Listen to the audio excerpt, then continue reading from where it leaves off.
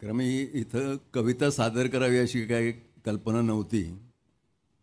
एक 10 मिनटापूर्वी मला हर्षल देशपांडेंनी सांगितलं, तुम्हाला चालेल का कविता सादर करायला? तर म्हटलं ते जास्ती सोयीचं ना, कारण मी काही भाषण करणारा माणूस नाही, लिहिणारा माणूस आहे.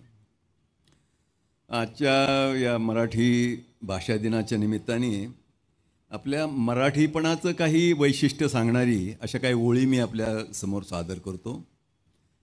त्या गोविंदाग्रजांच्या आहेत. गोविंदाग्रज म्हणजे राम गणेश गडकरी, कवी म्हणून ते गोविंदाग्रजचं नाव त्यांनी घेतलेलं होतं.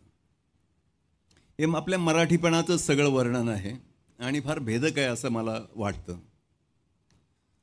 तुझ्या भुकेला वरी नागली आणि कणी कोंडा, तुझ्या भुकेला वरी नागली आणि कणी कोंडा, वहाण पायी अंगी कांबळी उषा खाली धोंडा. हे जे आपलं मराठी पण जे हे फार म्हणजे हा अत्यंत नापीक असा प्रदेश एकेकाळचा. वर गुजरात आणि खाली कर्नाटक हे अतिशय सुपीक. तुझ्या भुकेला वरी नागली आणि कणी कोंडा, वहाण पायी अंगी कांबळी उषा खाली धोंडा. तरी सुद्धा काय करतो तो? वेळा कोयता धरी दिगंबर दख्खनचा हात. वेळा कोयता घेऊन काहीतरी करतो त्या जिराईत जमिनीमध्ये, पाणी नाही.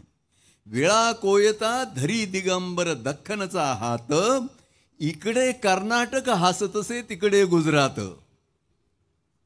आणि मग तो चिडतो की सर मी एवढा प्रयत्न करतोय सगळं याच्यामध्ये काहीतरी पिकवायचं आणि हे हसतायत मला.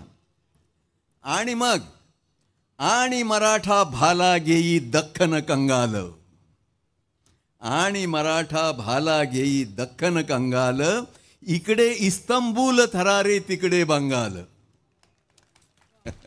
आता इस्तंबूल थरारे का तुम्हाला कळलं की नाही मला माहिती नाही. इस्तंबूल म्हणजे तुराणी लोकांचा देश, मुघलांचा, आणि बंगाल म्हणजे रघुजी भोसलेने जे काय बंगालचं केलेलं होतं ते. म्हणून आणि मराठा भाला घेई दख्खन कंगाल, इकडे इस्तंबूल थरारे तिकडे बंगाल. धन्यवाद.